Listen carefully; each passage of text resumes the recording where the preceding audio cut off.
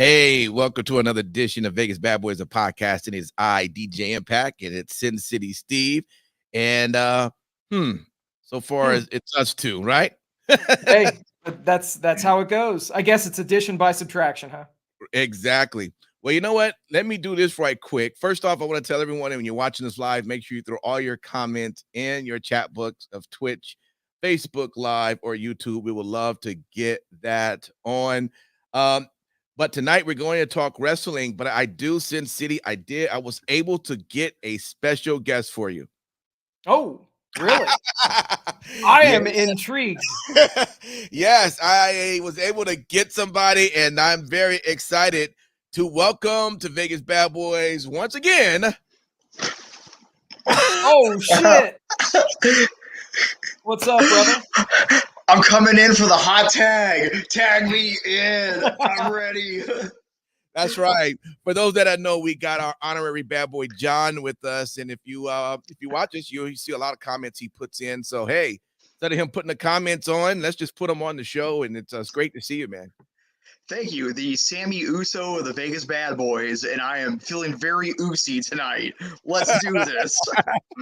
Awesome. Well, listen, we wasn't on last week. Double or Nothing, Memorial Day weekend, lots was going on. So we might tag a little bit on what happened during that particular weekend as we lead up to all the wrestling shows this week. I'll tell you, I went to Collision. A lot of the articles that was, I know. I'm proud of you, DJ. I'm very proud of you. Dude. I know, right? Wait, hold on. Did you pay for this or was it comped? No, I actually paid. I'm very proud of you. Yeah, listen, 2 tickets for $30. I couldn't beat it, man. No, can't go wrong with that. Can't beat it. So can't go wrong with that at all. But I there is a confession. I had never watched Collision on TV. I still haven't watched it.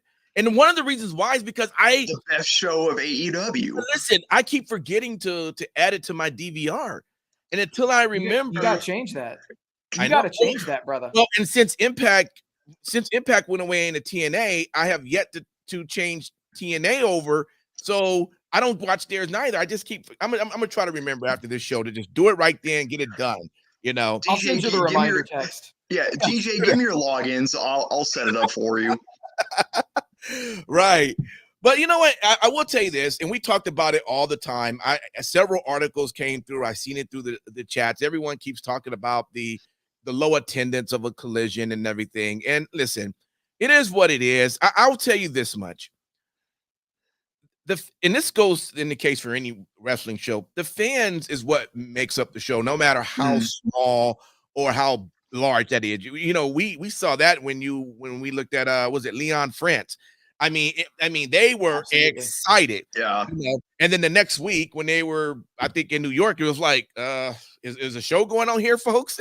You know, and the same thing could be said because when we went to Collision here, everything was exciting. You know, everybody was doing all the things you would do at a show. So it was fun in that aspect, you know. You wish there was more there, but for what it was, it made it exciting. Go ahead, John.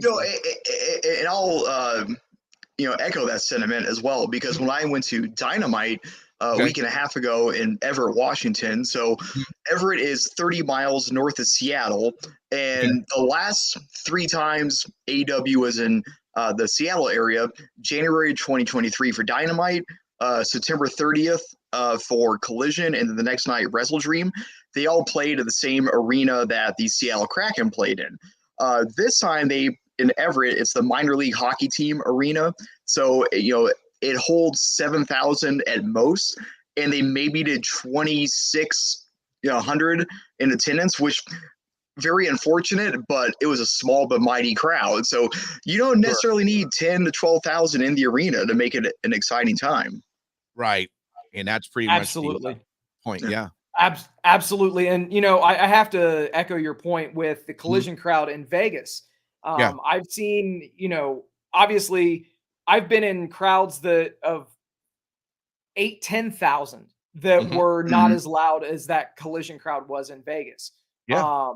So it really does depend on the people in the venue. I think that it has to be said, though, that no number of people watching the same show makes a show good or bad inherently.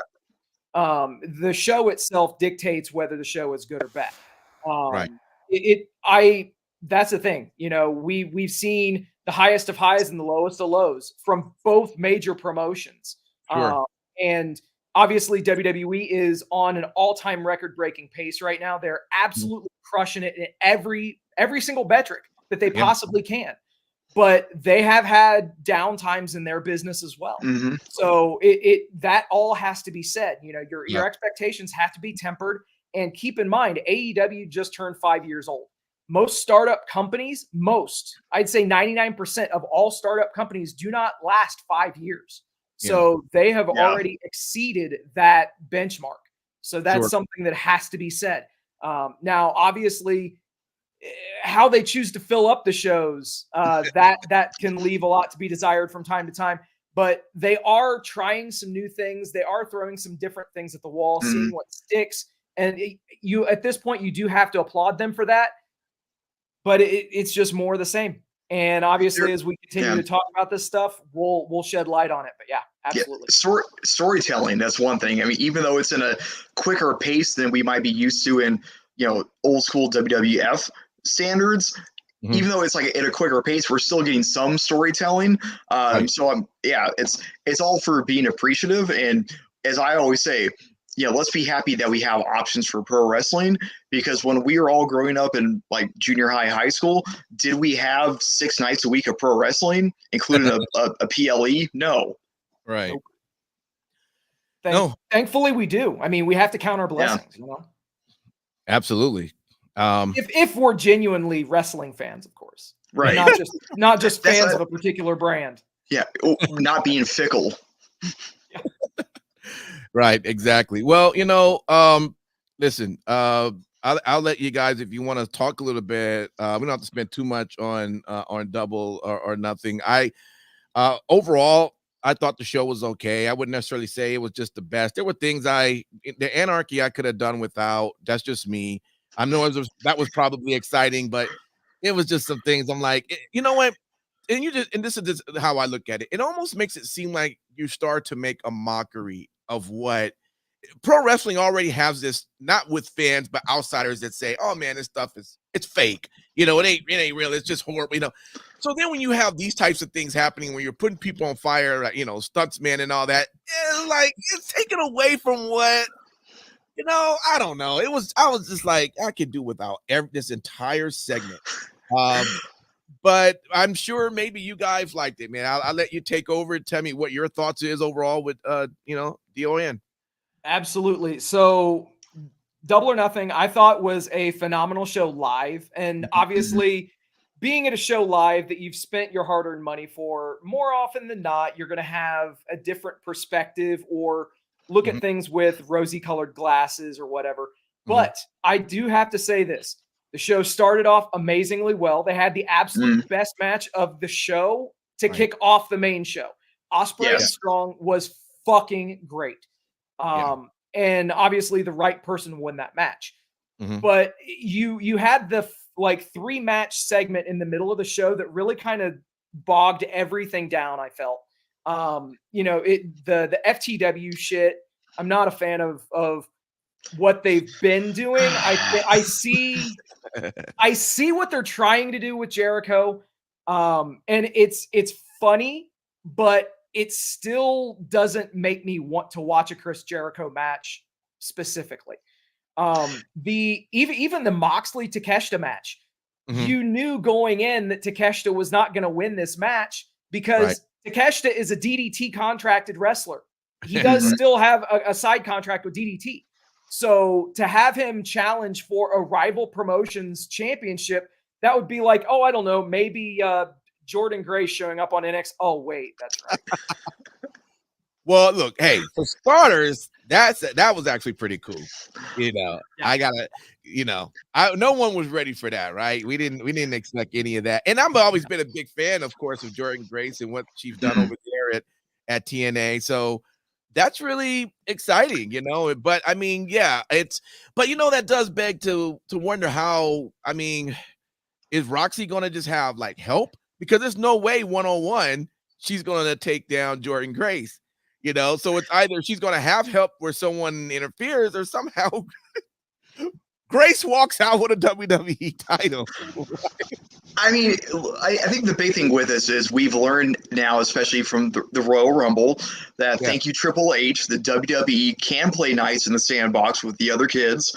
So we do like that. I am always a huge mark for the genuine surprise that you did not see coming. Nobody saw this coming when it happened, just like when Jordynne Grace appeared at the Royal Rumble. And I loved how the reports from Roxanne Perez that she did not want to know who was going to come out through the curtain. So to see the genuine surprise that she had. And I mean, and let's look at it for what it's worth. This is Julia's injured, had to get the wrist surgery. She's out. I view this as the break in glass in case of emergency move, and it worked full tilt. And I felt bad for Ethan Page even, because that totally stole the thunder from his surprise appearance. So I mean, this was the week to watch NXT for sure.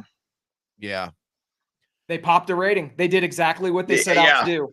They they almost reached the number that Dynamite did this week, which is pretty startling. Dynamite did about 760, and NXT did just over 700. So it definitely made an impact in the ratings. Let's call it what it is. People in and around the business kind of shit talk the appearance of Sexy Red.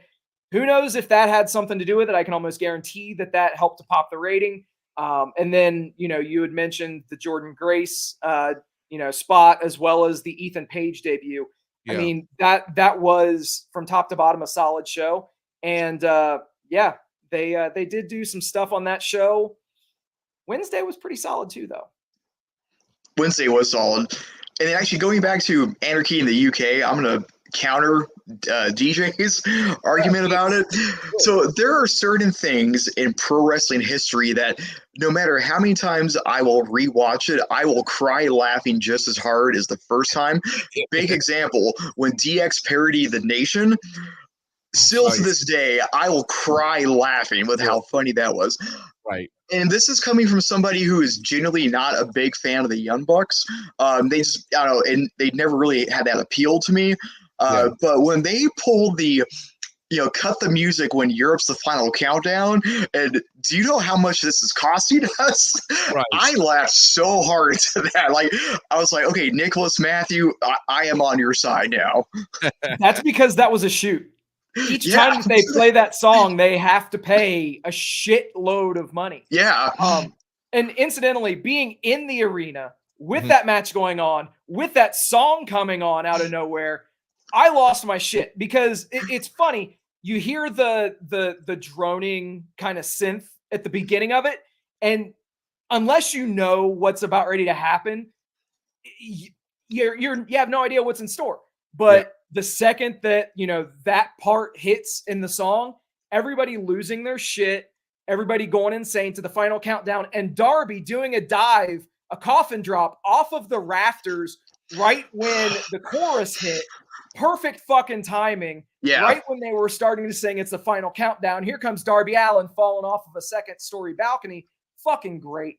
And as for the fire spot, you knew it was going to happen. You knew that shit was going to happen the second that fucking TK rolled up to the arena and drove Darby to the arena, and he had a flamethrower with him. So. Yeah, and I think what, from a TV side, and maybe this is just the camera angles were just horrible, but I literally can see the Young Bucks just, back there waiting for this, for the flamethrower. And I'm like, don't do that. That irritates me just as much as you're in the ring waiting for that hit or that drop to come. It's supposed to be unexpected, Yes, during the pay-per-view, you did see the shot of the two fire extinguishers, and they were kneeling in place, ready to grab it. Yeah. So, and of all people, registered fire professionals, Matthew and Nicholas Jackson were the ones entrusted to put out the fire on Jack Perry. No doubt taking some inspiration from the German rock band Rammstein in terms of the pyrotechnics and the flame retardant gel that Jack Perry was absolutely covered in. You knew some shit was going to happen when the dude's dripping and just completely soaked head to toe. Right. And then he comes out the ring. You mean to tell me 25 minutes later he's still wet from the ice bath he took? Right. Right. Exactly. Yeah. But that match in the arena, it was fucking great. I could see where it would be a little bit too much if we're talking, with watching it on a pay-per-view, for sure. The fact, but yeah, we did get some noteworthy things to come out of Double or Nothing, though. We do have to mention Adam Copeland breaking his leg on a dive. Dude, he fractured his tibia, and he went on to work the rest of the match. That happened about 8 minutes into the match, and he worked another 10 minutes against Malachi Black. So he didn't do that when he was at the top and he fell. That was the spot. That's where I was confused, because when I was looking at that, I was going, I had two questions. The first one was, why did he come straight down like that? No one never do that. Normally you come with, with your belly going to, right. So that didn't happen. The second thing is, he looked like he totally missed him. It looked like he hit the side of the table, which is like, how did you do that also? Well, and then Sin City, I'm not sure how your vantage point was being in the audience. I know for me, watching on the pay-per-view, they do the camera shot when Adam Copeland stands up and looks down at Malachi, and then the holy shit realization of what he's about to do came over him.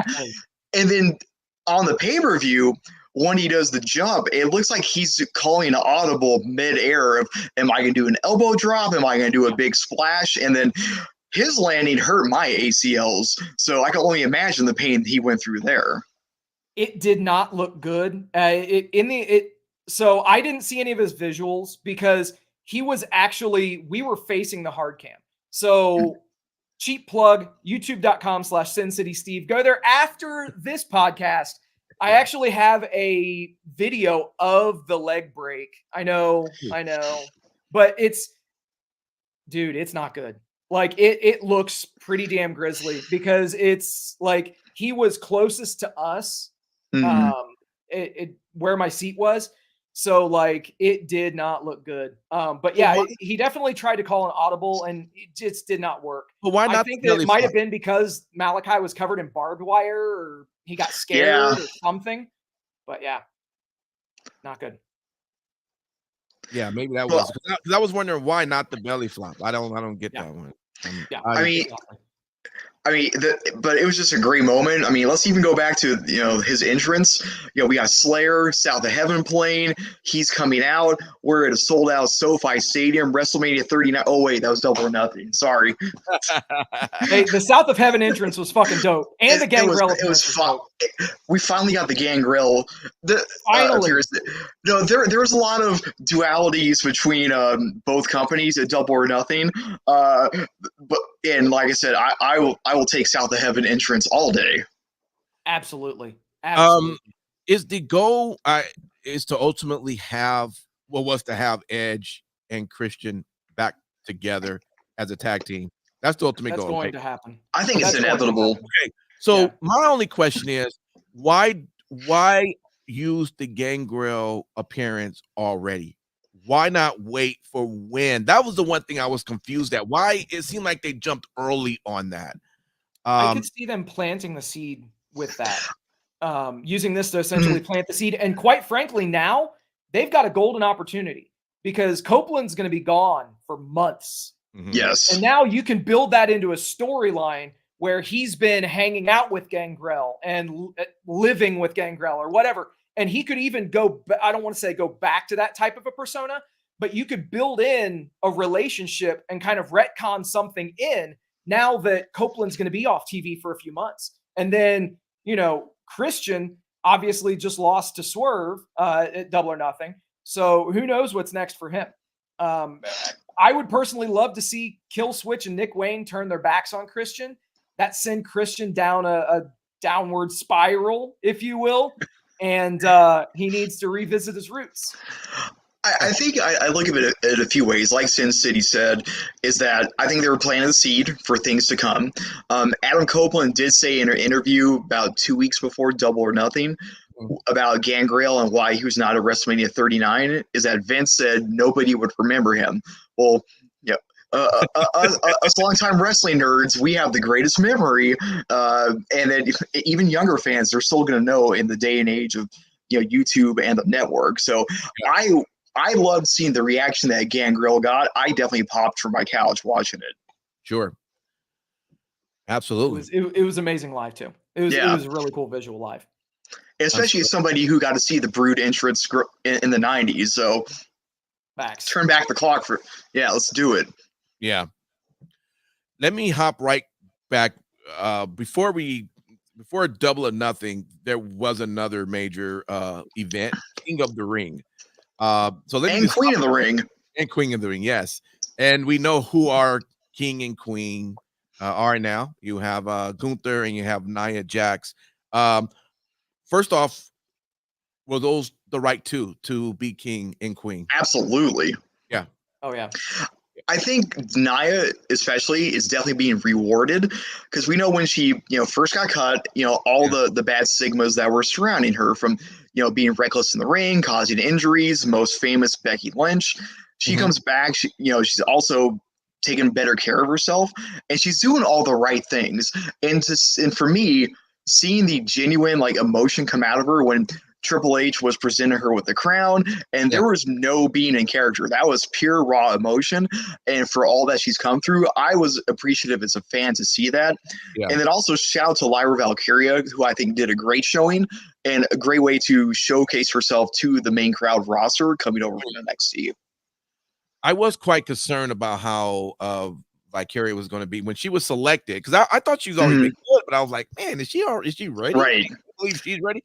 But she's actually have shown she's gonna fit right in, So absolutely, and obviously something to keep in mind too is that Becky Lynch promo sitting in the back with Lyra, kind of putting a little bit of extra shine on her right before Becky left. Yeah, I think that was very important, and it underscores the fact that she also did the right things on the way out too.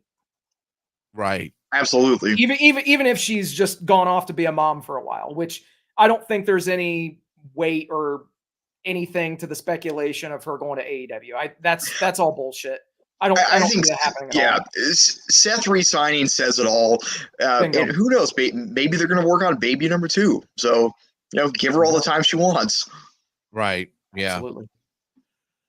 Yeah, you know how it always is when someone has to sign their contract. It's like, oh my God, what does that mean? You know exactly what it means. And as far as Gunther, okay. Sometimes we've said it numerous times on the show. Sometimes the easiest choice is the right choice. From the moment that everything was announced with the bracketing, immediately I had Gunther pegged to win King of the Ring. Yeah. It just makes sense. And, getting set up for success as he now is, this was the match that you wanted to get anyway. Is the King General. But isn't he but he, in that case, would be on his way working for a world title shot, right? Mm-hmm. At SummerSlam. At SummerSlam. And that would be against Cody, right? No, it was the winner of the King and Queen of the Ring. Yeah, they get the world title of their respective brand. Yeah. So, okay. So it will be Gunther against Priest. Yeah, Priest or Drew McIntyre. Got you. Okay. That's your matchup. Yeah. Right. Honestly, though, I would have thought that they would have gone in a bit of a different direction, going with paying off the whole CM Punk thing. Because he will be healed up and ready by SummerSlam. So I obviously, right along with everyone else, assumes, hey, Drew is going to win at Clash at the Castle. And then you have CM Punk versus Drew at SummerSlam. That would open the door for Cody versus Gunther at SummerSlam as well. But they've chosen to go in a bit of a different direction, which is interesting. And then also we know from WWE history, competing in your hometown is never a good thing. Yeah, no shit. That part, yeah. Yeah. It is a new era, though. Keep in mind, as we've been told 40 billion times since April. We will see in 13 days. No shit. Yeah. Live on Peacock there. Yeah. Well, all right. Well, we have that. And then, of course, there was Raw. I don't know how much of you guys really watch Raw at all. All 3 hours. All 3 hours? Cool. God bless you. Yeah. It has to be DVR so I can scroll really fast through those. Well, yeah. Skip the commercials. Yeah. What do you, Gable? He is just man, he's just shining right now, right? I mean, I'm loving everything that I see, and it's moments like this that you really wish that okay, give him a title, but we know that that's not in the plans. But isn't it great that he is putting in that? Because I've always thought that when it comes to in-ring talent, Gable's always been tight. I mean, from the beginning, I've always enjoyed his skill. But now it seems like his level in terms of entertaining is moving right along, So I don't know. What do you guys think? I mean, I think we'll see. There's one major elephant in the room, as reported by Sean Ross Sapp just a few days ago. Yeah. That Chad Gable's WWE contract is set to expire next week. Oh my God. Or as you're listening to it, this week. So we will find out if he's re-signed by whether or not he's A, even on TV, but B, if he does get that push and get some sort of title contention. Right. No, I mean, I think it's safe to say he's been doing the best, work of his career as far as showing his personality. The ring skills have always been there, but what he's doing like with the Alpha Academy and then just solo. I mean, I always say let's put the bow on that package and get Kurt Angle to be with him as well, because now you got the crowd doing the "You Suck" to go along with the entrance music. I absolutely love it, and especially how Vince was it and how demeaning it was for him to get the Shorty G nod. And for him to try to make, chicken salad out of chicken shit, and he tried to make the most out of it. To see how we're 5 years removed from that and to where he is now. I mean, give him a money contract. Like, hopefully they're able to come to terms with him and pay him what he deserves. And yeah, I definitely want to see the Intercontinental title wrapped around his waist. Like, he could be a solid champion, like a like a Macho Man Randy Savage, like a Gunther. He can keep that legacy going. Right. Absolutely. Yeah. Absolutely. And if not, hey, let's just be real. Jacksonville's a pretty decent place. Shorts year round. Oh man, I don't want him to go to for Shorty G year round. Oh man, I did not mean to set that up. I am well Mr. done. Gable. I am so sorry. Oh man. Well, I will shoosh myself. Well played. Right. Thank you. Thank you. And then lastly, everyone's good with the Liv Morgan what is it, revenge tour? We're all okay with that. Yeah, I'm good with her revenge tour. I'm fucking good with her doing whatever she needs to do on my TV. Whatever she wants to do, I'm fine with it. It could be a prison photo. It could be a revenge tour.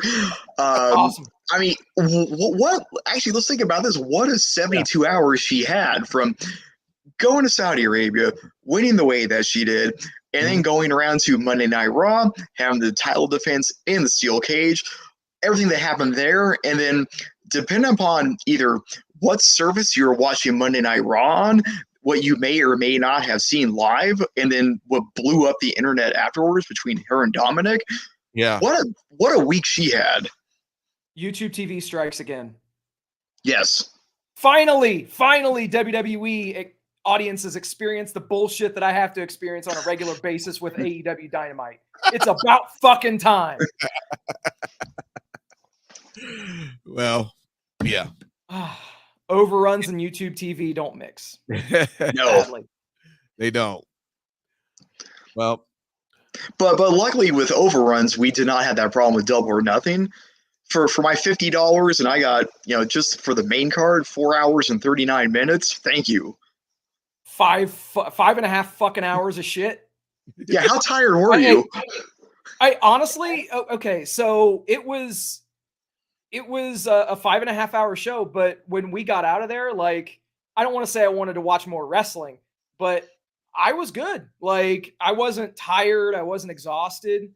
I was, more than anything, John, you'll appreciate this, I felt like I had just, and especially because they had just ended with Anarchy in the Arena, I felt like I went to a big bad fucking rock show. Yes. And that high that you have after that show, that's exactly how I felt. That's awesome. Double or Nothing. Yeah.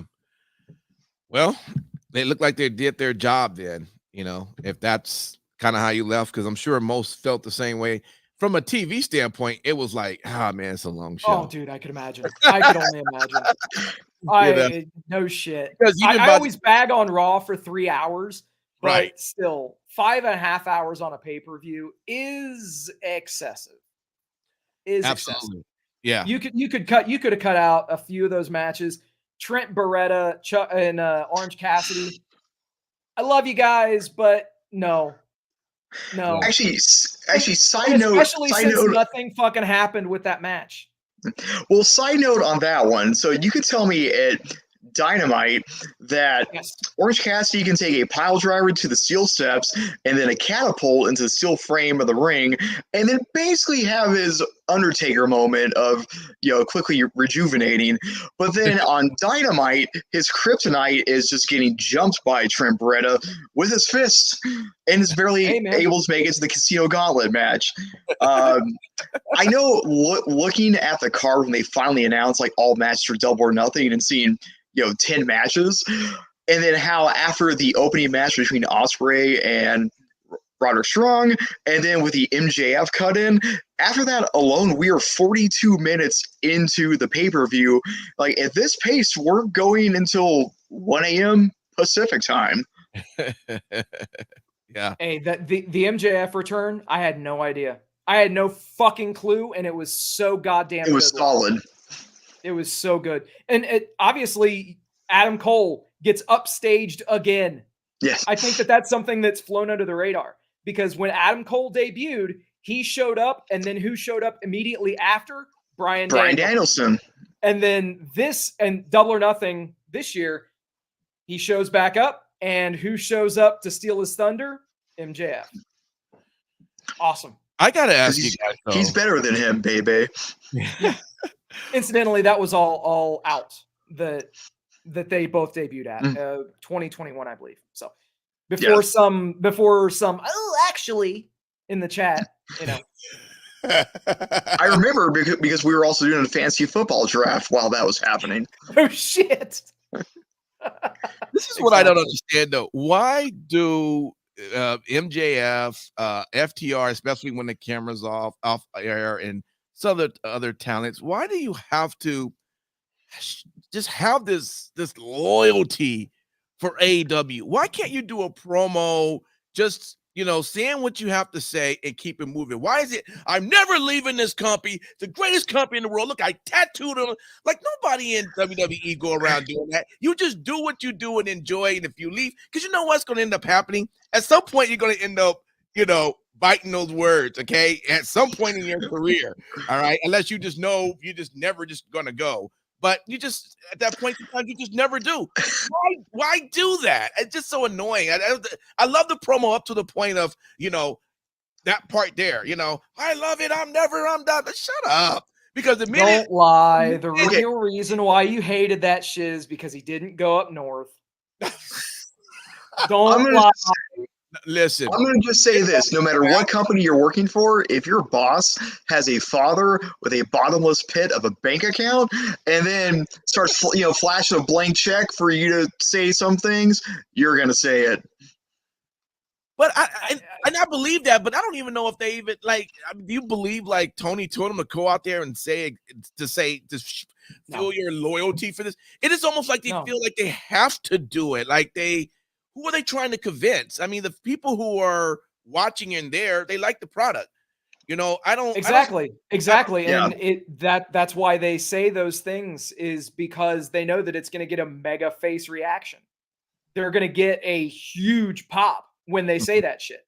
So I definitely think that it's going to, you know, get the reaction that they're looking for. And if you'll notice, the people that are doing it are baby faces.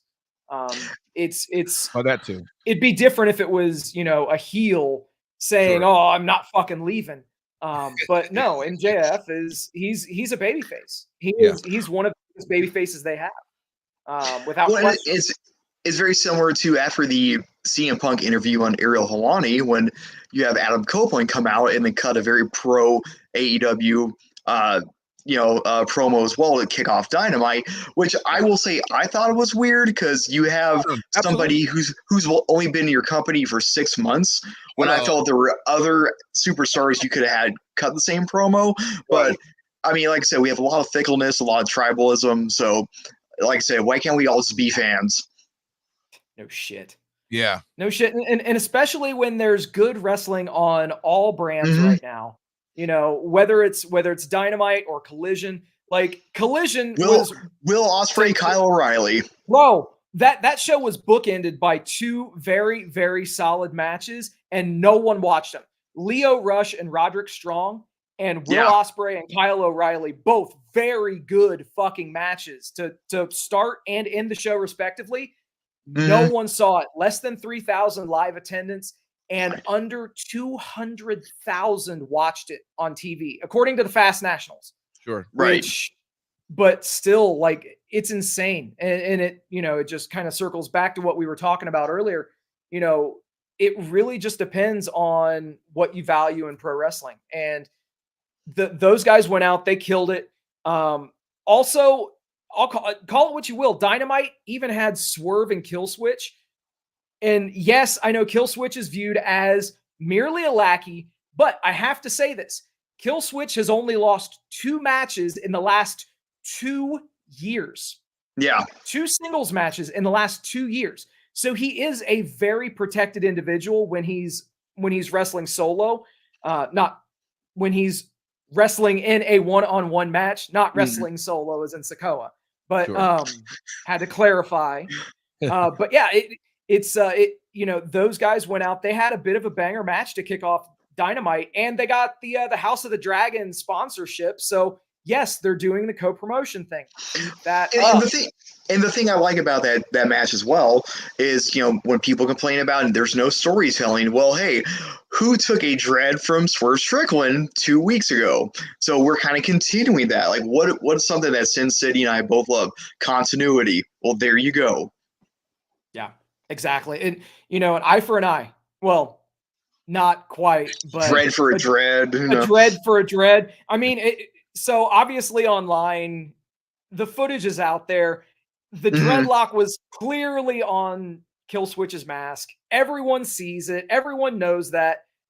But I have to reply with, what's worse, the dreadlock on his mask or Rey Mysterio's fake eye that got gouged out on a steel step?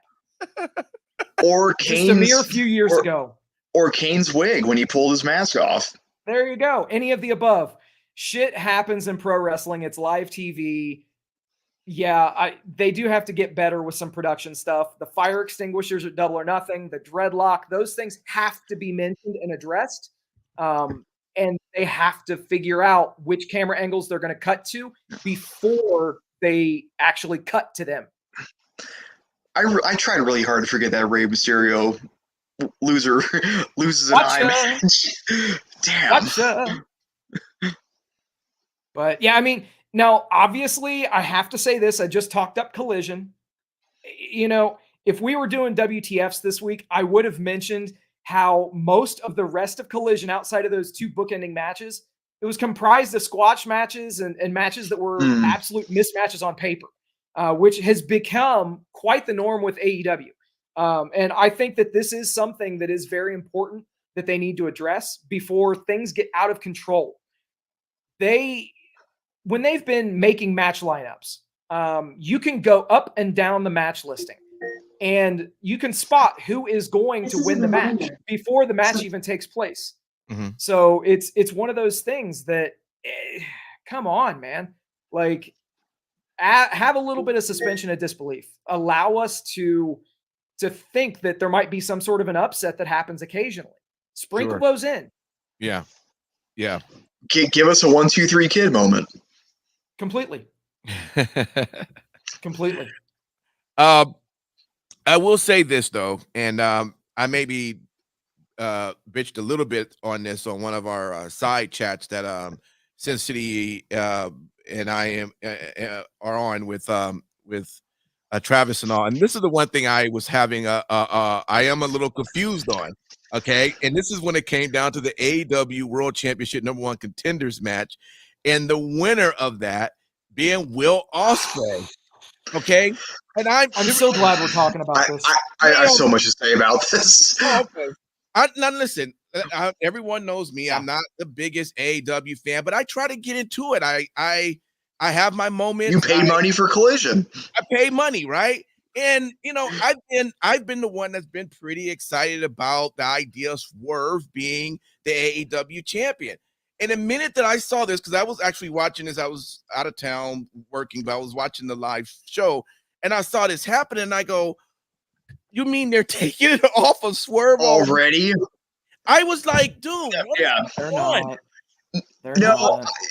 DJ, I'm with you on this as well, because I think we all could see the writing on the wall that All In, it was supposed to be about Will Ospreay winning the title. Now, whatever, and then yes, he wins.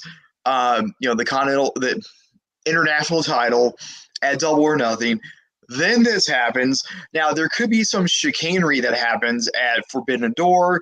Then he'll win the Owen Hart Cup tournament and then get his rematch at Double or Nothing, which that was also very funny, coming 24 hours from King and Queen of the Ring with their title match announcements for their tournament winners. But I digress. But I'm with you. I want to say it's going to wait until All In, kind of like Swerve had to wait until Dynasty to win the title. That's what I'm hopeful for. I know my WTF is honestly about that. One thing I wish I could change about AEW is their quick title reigns. For instance, we all knew Mercedes was going to win. I get that, but I feel that Willow Nightingale deserved better than a 5-week title run, which only had two title defenses, one on Rampage, and we know how many people watch Rampage, and the other one on Stardom in Japan, which probably the same amount of people watch that. And I'm a big Willow Nightingale fan. I think she deserved better, just like Sheeta has deserved better in her title runs. Toni Storm in her first 2 title runs have deserved better. So, and even Samoa Joe, I'm a big Joe fan from way back in the TNA days. I also wish he had a longer title run. So whether Will Ospreay wins the title at Forbidden Door, I still think it's going to have an All In, but I still think Swerve deserves a much longer run than this.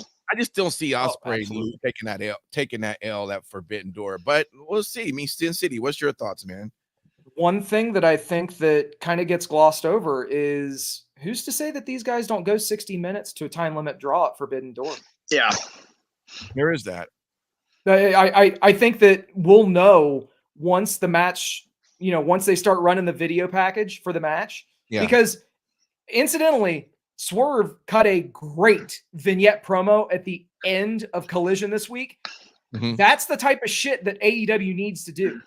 They had Swerve in a room, had a cool image behind him, and he was just talking to the camera, and he set the stage for next week's title match against Roderick Strong, which obviously Swerve is going to win, but they're building to Dynamites now, and they're starting to get the gears turning, as they should.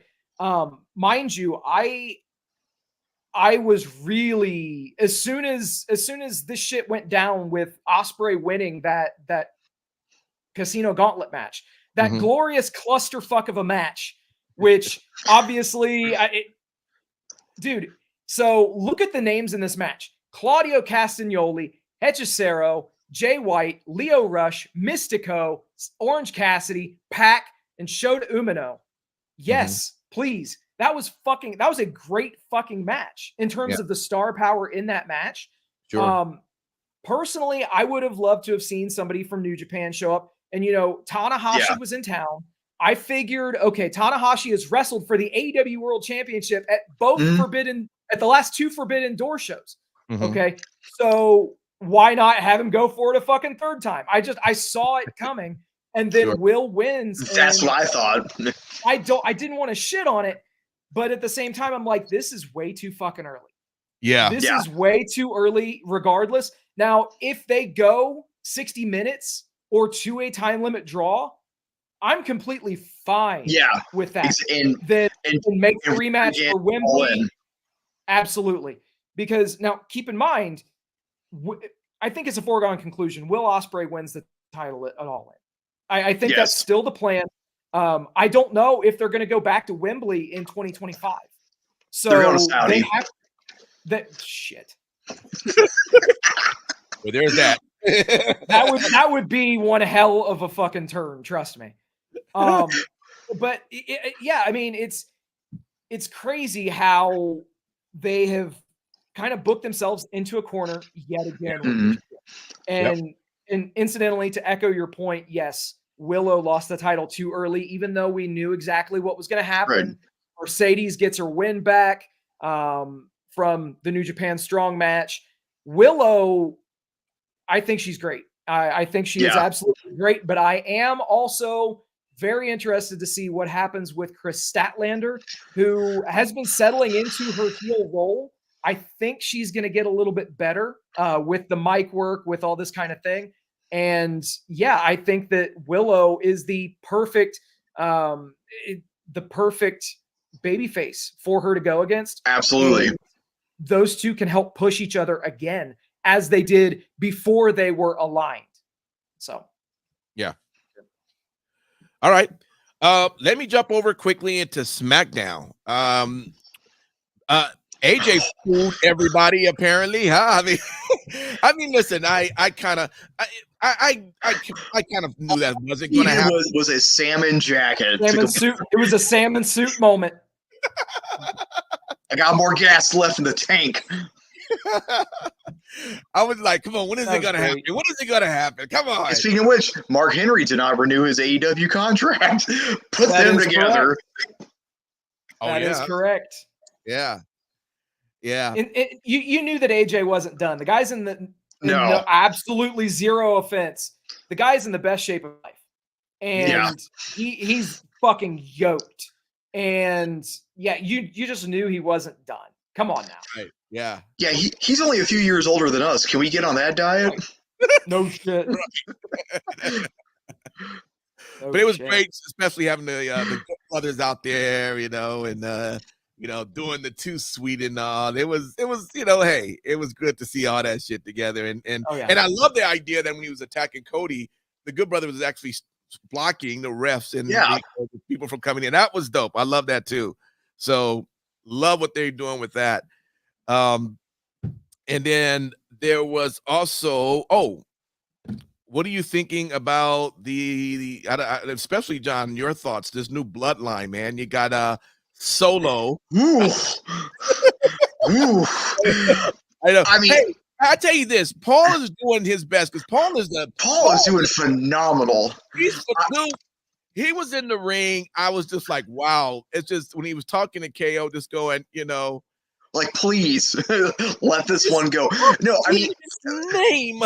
Just we said for the whole time when it was the OG bloodline that give the Emmy to Jey Uso. Well, now you need to give it to Paul Heyman, and this even goes back to at Backlash when Tama Tonga and Solo Sikoa won the tag match, and then when you got and then you got his brother coming in. You got all the new bloodline showing up now. And then the genuine fear when you have Paul Heyman trying to protect Kevin Owens, and then Solo makes him get up, and it forces him to put the one up, and the genuine fear that Paul Heyman has. I mean, the man makes you interested in anything. He does. He makes you give a shit. Yep. Yeah. He makes you care. Yep. And that is why I know he was just enshrined, but Paul Heyman, dude, like he's the greatest of all time. Yeah. I don't care what anyone says. He is the greatest mind in professional wrestling. Prove me fucking wrong. From his booking work in ECW to his managerial stuff across multiple promotions for multiple decades. Yes. To, to anything that the guy gets his hands in, he is fucking great. Absolutely great.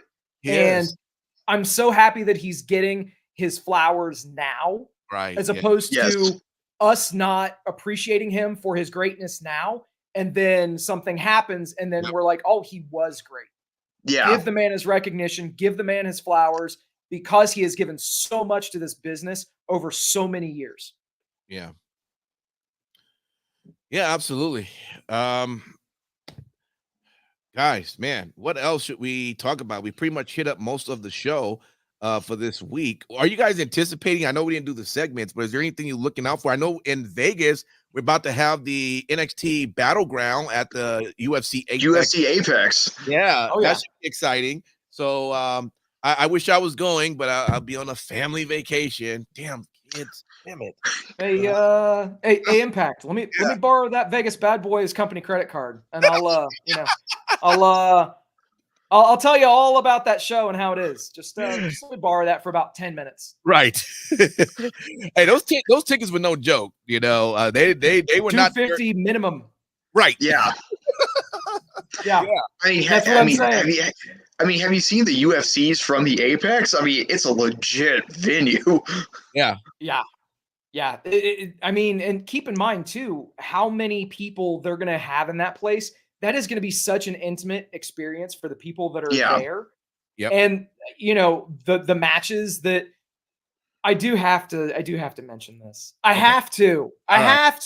Go ahead. It just so happens in the month that AEW has Forbidden Door, WWE and TNA decide to have their prohibited portal, and hey, let's bring Jordan Grace in.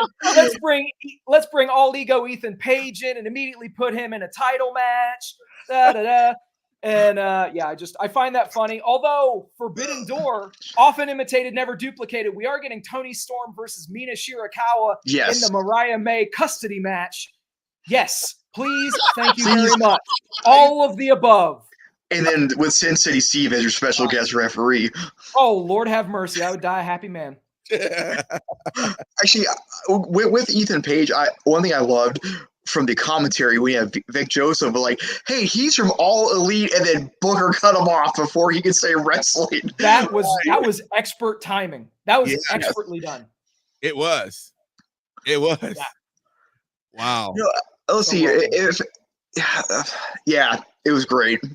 I would say if I'm going to give a WTF, and this I'm saying out of love for my fandom for these two, WTF with what does Tony Khan have against Penta and Malachi Black?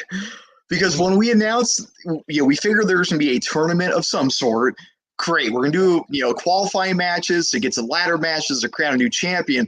Yeah. What did I say? We should have Penta and Malachi, two people who deserve to have singles AEW titles who've never got them. Let them be in the match. And then what do we have? Penta against Takeshita in the opening round. I mean, great match, by the way, but that was a great match. Actually, that was much better than a Rampage match should have been. Yes, it was. So that's like a combo of a WTF and a Where's the Love. Absolutely. Yeah. And that Takeshita match was good. I think I know that they kind of threw out the predictive programming at the start of Dynamite. Mm-hmm. I do still think that match is Jack Perry's to win.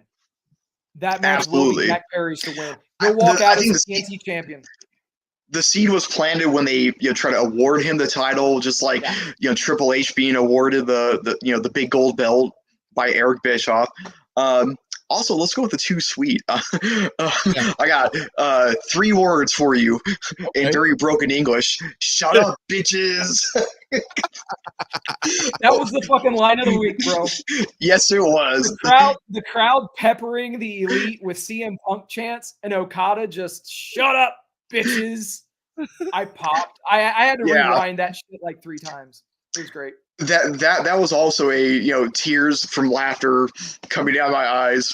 Thank you, Okada. Yes, Okada's been fucking great since he's come to AEW. Like he hasn't relied on his work rate. He has actually relied on his character work, and he has shown the people that have watched him for years that yes, I am still a great in-ring professional wrestler, but I can also do character work. And yeah, just watch. Like I think he's more the fake crying with the Lambo, the whole deal.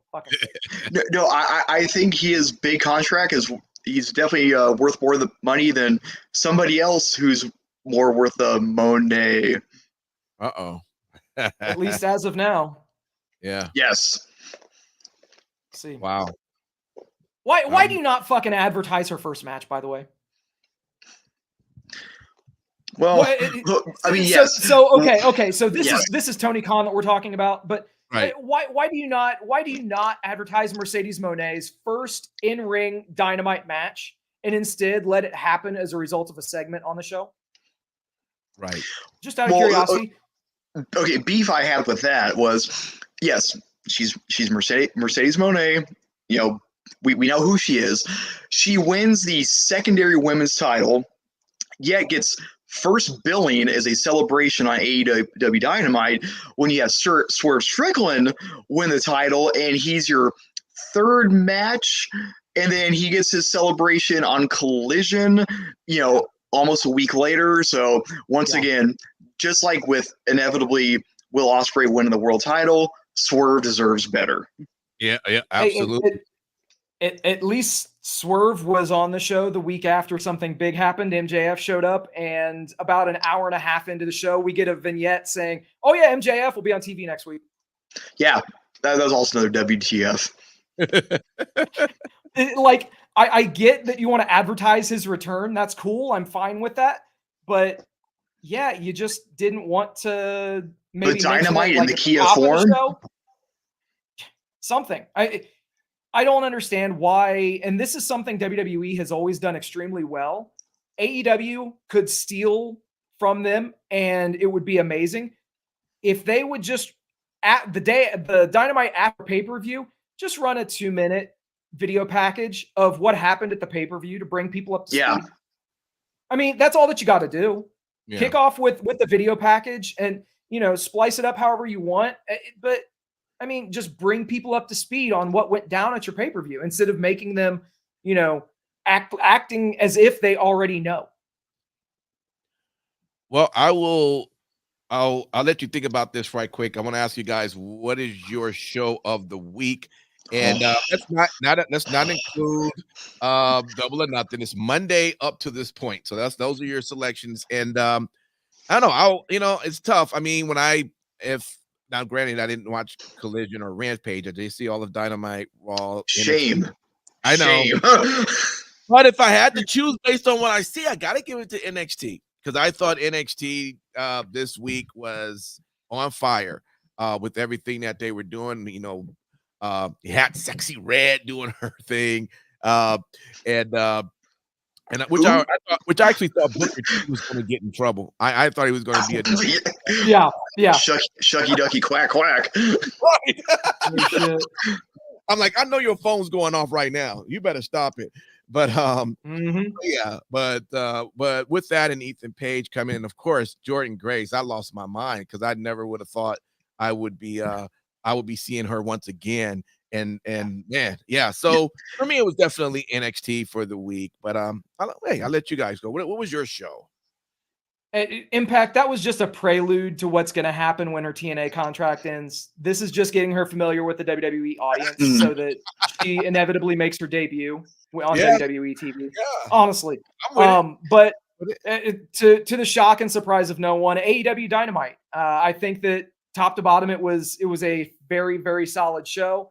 Had a little bit of something to offer everyone. I wish they would have done a little bit more in the way of advertising certain things, as I've already mentioned. But again, they're taking steps to push that gigantic rock up the hill so that they can hopefully get some of these viewers back that have been lapsed. We'll see if that happens, but they're making good moves to get in that direction. Sure. All right, John, what you got, man? It was a solid week of wrestling. I just want to say that. Okay, I'm gonna go the cheesy route here. We the fans won. Going from SmackDown in Saudi through King and Queen of the Ring to Double or Nothing to the whole week. It was a phenomenal week to be a wrestling fan. Yeah. And if you were able to hold on to the train and watch everything, I mean, it was phenomenal. And I was a fan of everything. If I'm going to give a nod, I'm going to align with you for NXT. We're talking like the 1 week where actually I do watch NXT live, and this is what I get. And I see Jordan Grace, and I immediately in my head, I am playing the Corey Graves commentary from the Royal Rumble, where he says to Michael Cole, she has muscles in places you don't even have places. It's just like, it is phenomenal. So, I mean, the surprises you didn't see coming, the matches were great. It was a great buildup. And also for me, what won NXT over was how that all played out on social media as well. Case in point, her husband texting on Twitter like, wait, I thought you said you're going to the grocery store, and she's responds with quick detour. So yeah, they played it off really well. I enjoyed it. Yeah. That's awesome. He's another guy I love, man. I love Jonathan Gresham, man. Jonathan Gresham is so good. Yes. Absolutely. Yeah. Oh well. Absolutely. Prohibited portal, is that what we're calling it? Prohibited portal. Yeah. Instead of the forbidden door, it's the prohibited portal. Dude, if we hear that name, Steve, my Lord, I'm gonna. Hey, we know we have operatives in certain companies, so we'll see. How quickly can we get a copyright? No shit. Actually, speaking of portal, to tie in, I guess things to look out for as we see, especially acknowledgments of QR codes happening. Once again, I am on the edge of my seat to see how this all goes down with the Wyatt Six, Uncle Howdy. I mean, the seeds were planted from the Bray Wyatt documentary, but from the latest QR code, how it's June 17th backwards, 17th. which happens to be the day after Clash of the Castle. So let's go. Yes. Strange how that works. Yeah. Well, we set it all, folks, and we did it all within an hour. And we appreciate you hanging out with us tonight. Most importantly, appreciate having John with us. Thank you for having me. Absolutely. No, not a problem. When the other guys said they couldn't show up, I was like, oh, let me just see. Because John's a busy man, but let me just see if he happens to be available. And you hit me back, well, let's go. And I'm like, all right, I know we got a show tonight. So we appreciate you, man. Thank you for jumping on. And we also appreciate what you do in terms of serving our country as well. We always appreciate you when you do that. So thank you for that as well. No, thank you. It's my honor. Yeah, no doubt. But with that, those are my final thoughts. I'll go over to you, Sin City, and John. I'll let you have the final word. So, Sin City, what do you want to tell the good folks out there? All right. Thank you guys for hanging out with us tonight. As always, thank you for liking, sharing, subscribing, doing all the stuff that you guys do. We appreciate each and every one of you. Also, very special shout out and thank you to all the brave men and women. Yes, John, thank you especially for everything that you do. You truly do allow us to do the things that we love to do by your sacrifice. And we appreciate each and every bit of it. And then I have to follow it up with this plug. Sorry. Repsports.com, reppsports.com. Go there for all your pre-workout, weight loss, general energy needs. Again, that's repsports.com. Use promo code Vegas at checkout and save yourself 15%. All right. Awesome. All right, John, what do you got, man? First off, once again, DJ Impact, Sin City Steve, thank you for having me being on. I love being here with my bros. Like I said, the Sammy Uso of Vegas BadBoyz, bringing the oosiness. And once again, my message as always is, forget the tribalism, forget the fickleness. Let's just be fans. Okay. Like I said, let's just have the enjoyment that we can have 6 days a week of watching, pro wrestling. And for instance, we have, and even when it's like a minor card, like let's say we have Clash of the Castle coming up, and then, people are going to complain about the card one way or the other. Well, guess what? Look at it as a televised house show that you're going to get on a weekend. And if you're like me, you don't pay for Peacock because it's included with your internet service. So you're not paying for anything. It's free. Be happy you get to see some free wrestling on the weekends. So that's always my big message is just, can we all just get along? And also, I've been inspired. DJ, I have New Year's resolutions for you for 2025 right now. Being that you made it and paid for AEW Collision, I have resolutions in 2025 in Las Vegas where you don't even have to travel that far. I foresee you going to 2 nights of WrestleMania and Double or Nothing next year. Let's make it happen. Hey, actually, that brings up a great point. With the fucking WrestleMania being here, you're going to go both nights, right? Impact? I will go both nights. Yes. All right. Yeah. You fucking better. And I will for sure be there. So if you need it, I will provide a military escort for you. Notice I said military, not male escort. Just right. Thank God. Yeah. I respect, Mrs. DJ. Yeah, thank you. I appreciate that. That's awesome. Yeah, absolutely, man. We gonna have a lot of fun during that weekend of Mania here. So it's gonna. I'll probably do everything. I'm gonna be broke. I'm just letting you know that the bank account is already being built from this point. For that. For that entire weekend. So excited for it. But and it's gonna be great to know you're gonna be here too, so we get a chance to see you and hang with you as well. My hotel's already booked, so. Hell yeah. As it should be. Awesome. All right. Until then, hey, everybody, thanks for hanging out. John, don't leave. Just stay right on. And we'll see you next time. Take care. Peace.